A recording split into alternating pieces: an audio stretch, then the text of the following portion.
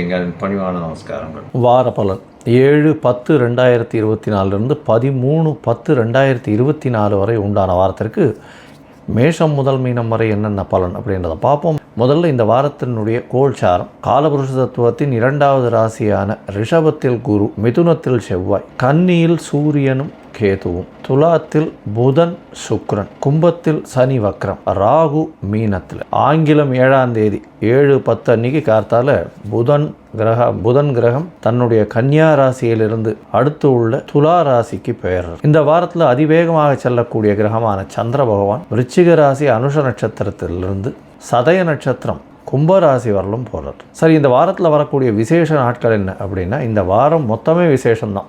ஏன்னா நவராத்திரி வாரமாக இருக்கிறது. 3ஆம் தேதியிலிருந்து நவராத்திரி ஆரம்பிச்சுடுத்து. முதல் 3 நாட்கள் அப்படின்னு சொல்லக்கூடியது துர்கை அம்மனுடைய வழிபாடு மிகவும் ஏற்றமான காலகட்டம். அதற்கு பிறகு 3 நாட்கள் லக்ஷ்மி, அதற்கு பிறகு 3 நாட்கள் சரஸ்வதி. அப்படி 9 நாட்களும் 9 துர்கா, லக்ஷ்மி, சரஸ்வதியின் 3 தெய்வங்களையும் அதீதமாக கொண்டாடக்கூடியது. அதற்கு பிறகு விஜயதசமி கடைசி 10வது நாள். இந்த வாரத்தில் பார்த்தலையானால் விஜயதசமி வருது. பெரிய ஏற்றமான காலகட்டம். புதுசாக அக்ஷர அபியாசம், அதோட புதுசாக பூஜை போடுறது, அதாவது வியாபாரத்திற்கு சரத்தை ஓப்பன் பண்ணுறது, புதிய விஷயங்கள் ஸ்டார்ட் பண்ணுறது, இது எல்லாமே இந்த வாரத்தில் நடக்கக்கூடிய காலகட்டம். பெரிய ஏற்றமான வாரம். இந்த வாரத்தில் பார்த்தோம்னா சஷ்டி திதி வருது. 9ஆம் தேதி அன்னைக்கு சஷ்டி திதி. சஷ்டி விரதம் வளர்பிறை சஷ்டி வேறு. அதனால் சஷ்டியில் விரதம் இருந்தால் அகப்பையில் குழந்தை பிராப்தி ஏற்படும்னு சொல்லுவாங்க. அதனால் சஷ்டி திதி விரதம் இருக்கிறவங்க முருகனுக்கு வேண்டிட்டு இருக்கிறதன் மூலியமாக அவர்களுக்கு குழந்தை பிராப்தி ஏற்படக்கூடிய காலகட்டமாக அமையும். இதுவும் வளர்பிறை சஷ்டி, கேட்ட வரங்கள் அனைத்தும் கிடைக்கக்கூடிய காலகட்டமாக அமைய போகிறது. வெள்ளிக்கிழமை அன்றைக்கே சரஸ்வதி பூஜை. அதுக்கு அடுத்த நாள் பார்த்தோம்னா வைஷ்ணவ சரஸ்வதி பூஜைன்னு போட்டிருக்கோம். என்ன ஒரே ஒரு வித்தியாசம் அப்படின்னா, அதாவது அஷ்டமி கார்த்தால ஆரம்பிக்கணும். எந்த ஒரு திதியும் அன்னைக்கு கார்த்தால ஆரம்பிச்சதுலேருந்து இருந்ததுன்னா மட்டும்தான் வைஷ்ணவ திதியாக எடுத்துக்கொள்கிறேன். சரஸ்வதி பூஜைக்கு ஸ்மார்த்த சரஸ்வதி பூஜை, வைஷ்ணவ சரஸ்வதி பூஜைன்னு 2 நாள் காட்டும். அதே மாதிரி ஸ்மார்த்த விஜயதசமி, வைஷ்ணவ விஜயதசமின்னு 2 நாள் காட்டும். இந்த வாரம் பார்த்தலையானால் ஞாயிற்றுக்கிழமை அன்னைக்கு ஏகாதசி, வைணவர்களுக்கு ஒரு பெரிய விசேஷமான நாள். சரி, இந்த வாரத்தில் எந்தெந்த ராசிக்காரர்களுக்கு சந்திராஷ்டமம் பார்ப்போம். மேஷம், ரிஷபம், மிதுனம், கடகம், இந்த 4 ராசிக்காரர்களுக்கும் சந்திராஷ்டமம். சந்திரன் என்பவர் மதிகாரகன். அவர் மறைந்திருக்கக்கூடிய காலகட்டத்தில் மதி மயங்கக்கூடும், தவறான முடிவுகள் எடுக்கக்கூடும். அதனால் புதிய முயற்சிகள் வேண்டாம், வெளியூர் வெளிமாநில பிரயாணங்கள் வேண்டாம். ஒருவேளை பண்ண வேண்டிய கட்டாயம் இருந்ததுன்னா சந்திரனுக்கு உண்டான எளிய பரிகாரம்னு சொல்லக்கூடிய அகத்திக்கீரை கட்டு அருகில் இருக்கக்கூடிய கோசாலையில் பசுக்களுக்கு கொடுத்துட்டு போகிறதன் மூலியமாக சந்திராஷ்டமத்தின் தாக்கம் குறையும். சரி, இந்த வாரம் மேஷம் முதல் மீனம் வரை எப்படி இருக்கு ஒரு நாள் ஒரு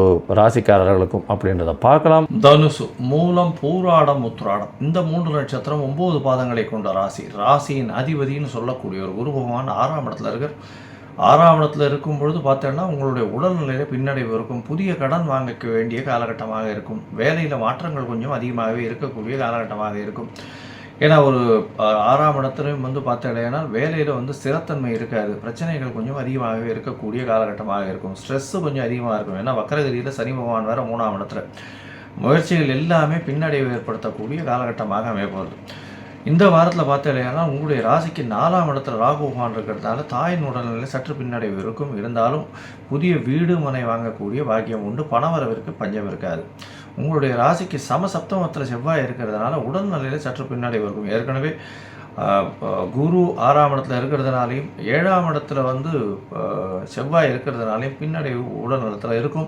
5ஆம் அதிபதி 7ஆம் இடத்துல இருக்கிறதுனால காதல் இந்த மாதிரியான விஷயங்களில் சிறு சிறு பிரச்சனைகள் வரக்கூடிய வாய்ப்புகள் உண்டு. உங்களுடைய ராசிக்கு பார்த்தீங்கன்னா 10ஆம் இடத்துல சூரியனும் புதனும் இருக்க 9ஆம் அதிபதி 10ஆம் இடத்துல இருக்கிறது விசேஷம். இருந்தாலும் கேத்துவோட சம்பந்தத்தில் இருக்கக்கூடிய காலகட்டம். புதிய தொழில் அமையக்கூடிய வாய்ப்புகள் உண்டு. தொழிலில் மாற்றங்கள் ஏற்படக்கூடிய வாய்ப்புகள் நிச்சயமாக இருக்கும். உங்களுடைய ராசிக்கு 11ஆம் இடம் வலுத்து போகிறது. சுக்கிரனும் புதனும் இருக்கக்கூடிய காலகட்டம். 10ஆம் அதிபதியும் 11ஆம் இடத்துல இருக்கக்கூடிய காலகட்டமாக அமைகிறது. 10ஆம் அதிபதி 11ஆம் இடத்துலையும் 11ஆம் அதிபதி ஆட்சி பெற்று போயிருக்கிறதுனால நல்ல ஒரு ஏற்றம் கிடைக்கக்கூடிய காலகட்டமாக அமைகிறது. இந்த வாரத்தில் பார்த்தீங்கன்னா அதாவது 11ஆம் இடம் வலுத்து போகிறதுனால மூத்த சகோதரர்கள் மூலியமாக நல்ல ஒரு ஏற்றமான செய்தி வரக்கூடிய வாய்ப்புகள், அது தவிர வெளியூர் வெளிமாநிலம் செல்லக்கூடிய பாக்கியங்களும் நிச்சயமாக உண்டு. குழந்தை பிராப்தி ஏற்படக்கூடிய பாக்கியம் உண்டு. ஏன்னா 5ஆம் அதிபதி 7ஆம் இடத்துல உங்களுடைய ராசியை பார்க்குறது ரொம்ப விசேஷம். அதை தவிர வந்து 7ஆம், அதாவது உங்களுடைய ராசிக்கு 5ஆம் இடத்தை சுக்கிரனும் புதனும் பார்க்கறது சமசப்தம பார்வையில் நல்ல ஒரு ஏற்றம் கொடுக்கக்கூடிய காலகட்டம். இந்த வாரத்தில் பார்த்தீங்கன்னா அதிவேகமாக செல்லக்கூடிய கிரகமான சந்திர பகவான் உங்களுடைய ராசிக்கு 12ஆம் இடத்துல இந்த வாரத்தை ஆரம்பிக்கிறார். 7/10/2024 13/10/2024 வரலும் உண்டான வாரத்தில் சந்திர பகவான் உங்களுடைய ராசிக்கு 12ஆம் இடத்துல இருக்கார். அதாவது 7ஆம் தேதியிலிருந்து 9ஆம் தேதி கார்த்தால வரலும் குருவின் பார்வையில் இருக்கார். வெளியூர் வெளிமாநிலம் போகக்கூடிய வாய்ப்புகள் உண்டு. அதை தவிர வேலை நிமித்தமாக வெளிநாடு போகக்கூடிய பாக்கியம் உண்டு. அதுவும் வந்து ஐடி ப்ரொஃபஷனில் இருக்கிறவங்க, சாஃப்ட்வேர் ப்ரொஃபஷனில் இருக்கிறவங்க, அதை தவிர வந்து இந்த அதாவது இன்சூரன்ஸ் கம்பெனியில் இருக்கிறவங்க, டீச்சிங் ப்ரொஃபஷனில் இருக்கிறவங்க, அதை தவிர இந்த அதாவது கோல்டு பிஸ்னஸ் பண்ணுறவங்க, இவங்களுக்கெல்லாம் பெரிய ஏற்றம் கிடைக்கக்கூடிய காலகட்டமாக அமையப்போகிறது. உங்களுடைய ராசியிலே வந்து சந்திர பகவான் வர, சந்திர பகவான் ராசியில் வரும்போது சந்திர மங்கள யோகம் ஏற்படுறது 9ஆம் தேதி அதிகாலை 1:30 மணியிலிருந்து 11ஆம் தேதி காலை ஒரு 8 மணி வரலும் இருக்கக்கூடிய காலகட்டம். இந்த காலகட்டத்தில் பார்த்தீங்கன்னா சந்திர பகவான் உங்களுடைய ராசியிலே இருக்க சமசப்தமத்தில் செவ்வாய் பகவான் இருக்கிறது பெரிய ஏற்றத்தை கொடுக்கக்கூடிய காலகட்டமாக அமையும். சந்திர மங்கள யோகம் அமையிறது. 8ஆம் அதிபதி உங்களுடைய ராசியில் இருந்து 5ஆம் அதிபதியின் பார்வை பெறுறது பெரிய ஏற்றம். இதன் மூலியமாக பார்த்தீங்கன்னா உங்களுடைய உடல் நலத்தில் சற்று முன்னேற்றம் ஏற்படக்கூடிய வாய்ப்புகள் உண்டு. அதை தவிர பார்த்தீங்கன்னா வெளிநாட்டிலிருந்து திடீர் பணம் வரக்கூடிய வாய்ப்புகளும், அதாவது லேண்டு விற்கணும்னு பார்த்துட்டு இருந்தீங்கன்னா அது வந்து நல்ல சேல்ஸ் ஆகக்கூடிய வாய்ப்புகளும், குழந்தை மூலியமாக நல்ல ஒரு ஏற்றம் கிடைக்கக்கூடிய காலகட்டமும் வரும்.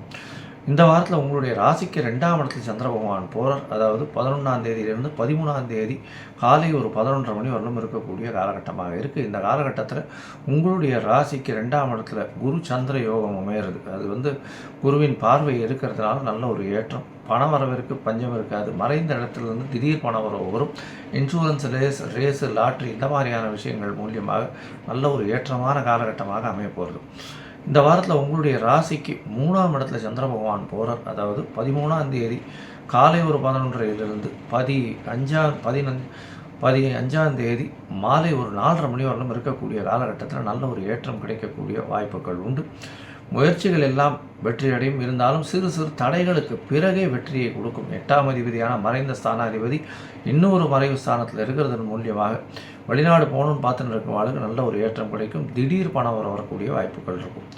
இந்த வாரத்தில் நீங்கள் அருகில் இருக்கக்கூடிய ஆஞ்சநேயரை போய் வழிபட்டு வர்றதும், அவருக்கு ஒரு உடமாலை சாத்திட்டு வர்றதன் மூலியமாக உங்களுக்கு எல்லா விதமான ஏற்றங்களும் மாற்றங்களும் வரும்.